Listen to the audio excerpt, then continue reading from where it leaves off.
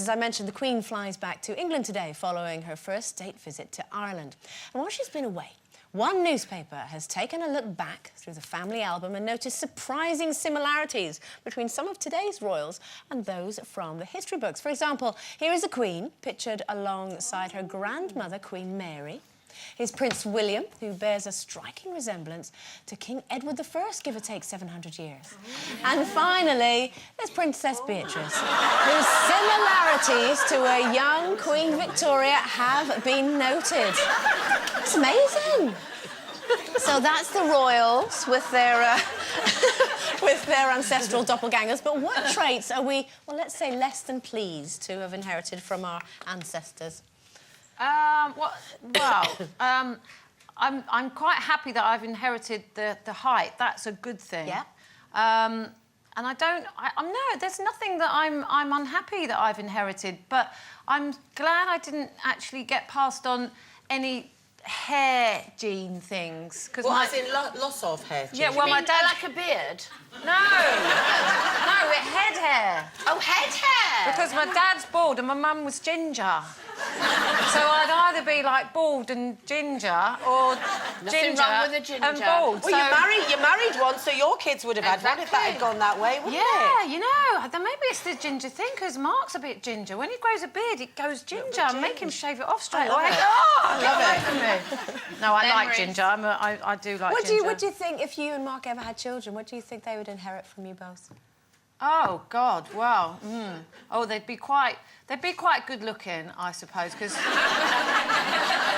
big yourself up, like, no, because Mark's really not ugly. He would make up for, you know, what I'm lacking. I don't know, if it was a girl, probably it would inherit my big mouth, and if it was a boy, it would inherit Mark's big personality. Feet, hands, whatever. You know what I mean. I think that one of the downsides that I've inherited my dad's bad temper, I think. Well, fiery, quick temper, which luckily, really, my kids haven't. My kids always say that the downside of Tim and I together, which is a sort of odd hodgepodge of things, is that we've both got, the Healeys and the Welshes have got those really sort of craggy eyes. I've already had mine done, so Matthew's already saving up for surgery. No, because it is quite craggy thing. Mum and Dad's noses balance each other out, because although my mum's gorgeous, as you know, she has got one of those real Roman noses, but my dad's got a lovely nose, so mine's just like a little sort of stubby normal thing, so that's quite nice. But hair-wise, although looking at Tim, you'd never think he had any. When I met him, he had quite thick hair. He looked like he was in a comedy double act called Bright and Breezy. he had this ridiculous... hilarious. He was breezy. Oh, okay. He had this sort of thing. So Matthew, the eldest of the two, has got his dad's thick hair, but honest to God, the poor soul, every single day Tim's going, whenever he gets it cut a little bit, you want to appreciate that now, son, because you'll be bald by the time you're 29. I go, it's just not fair. You know what? He might not be. He might not be, I know. It's paternal gene. I've always was a duck, you know, like when I was born, because I had web feet when I was born, so I could swim really well. But they were cut, so nobody inherited my duck feet, which is really good. What, your toes were joined together? Yeah, like that. Yeah, like... Oh, I knew she was really good. Who did you inherit that from? Your dad, Donald? I don't know where I came... That's funny for you!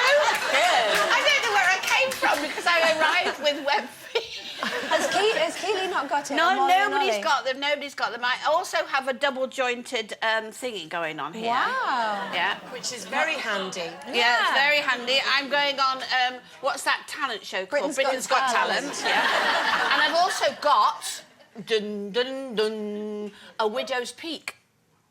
Oh. Which means I'm a witch, really.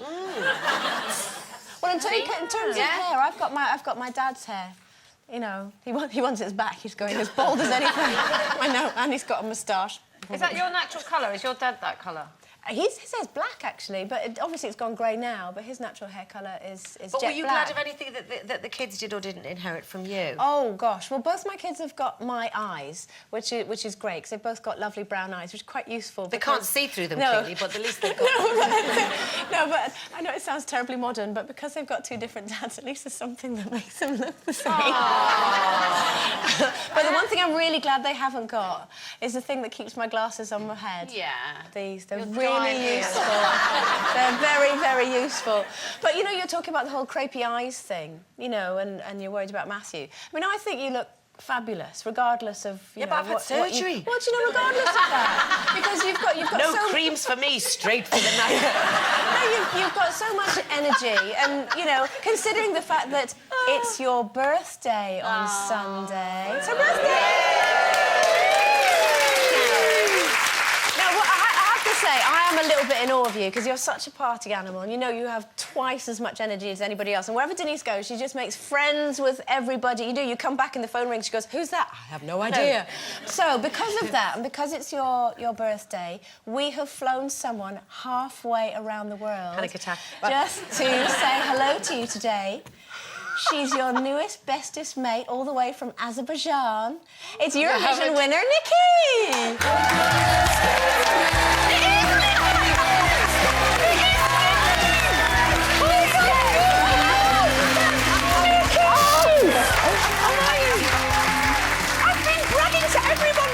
Nikki from Palmer's Green from Azerbaijan's my new best friend, Denise. Yes. Happy birthday, sweetheart. It was nice Thank you to see so again. much, Nikki, and congratulations. Thank you. I bet your country can't wait. Sit down. Have a seat. But your country can't wait for us to pop over to Azerbaijan next year. So, Nikki, how did the two of you meet? Oh, we met... Well, we went over for Denzi Does Dusseldorf, remember, last week? Yes. And we were trying to get all these people, and I admittedly hadn't really heard of Azerbaijan.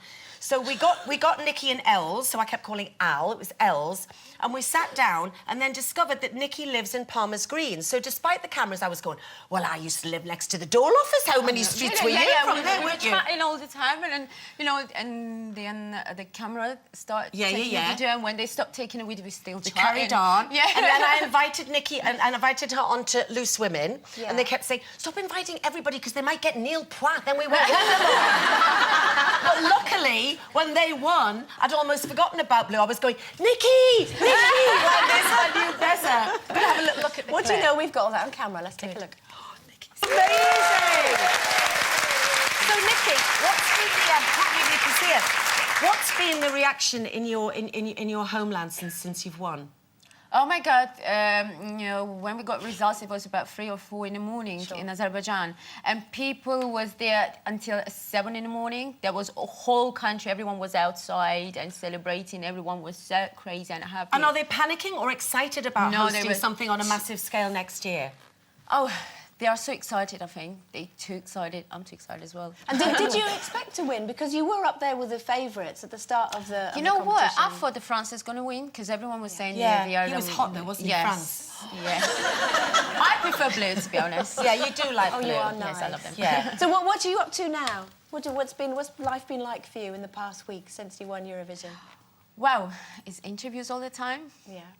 And, you know, we're going from one country to another country. I've got no time to eat, to sleep. And you've got young children as well, because you had to move back to Baku, is that right? Oh, look at me, international. Denzi International.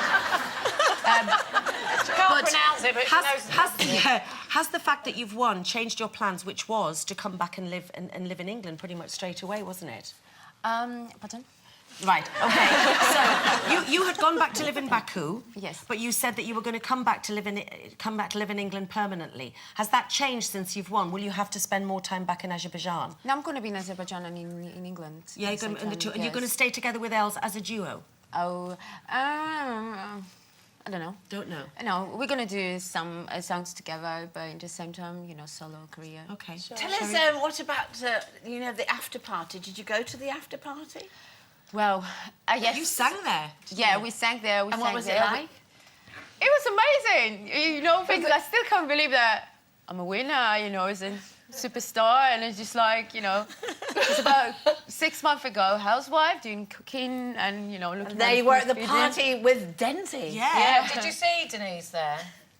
I was waving At the to her. party. I was waving to her on the stage, pretending that she could see me. Were you allowed in the? Were you couldn't allowed see in her. the after? Was she allowed to come with Yes, you? I was. I was up celebrating till 7, just like Azerbaijan were, telling Jedward to go to bed. Well, Nikki, thank you for coming to see us and for Thank surprising you. our Denise. Thank you so much. Thank you so much. It's lovely, Nikki, everybody.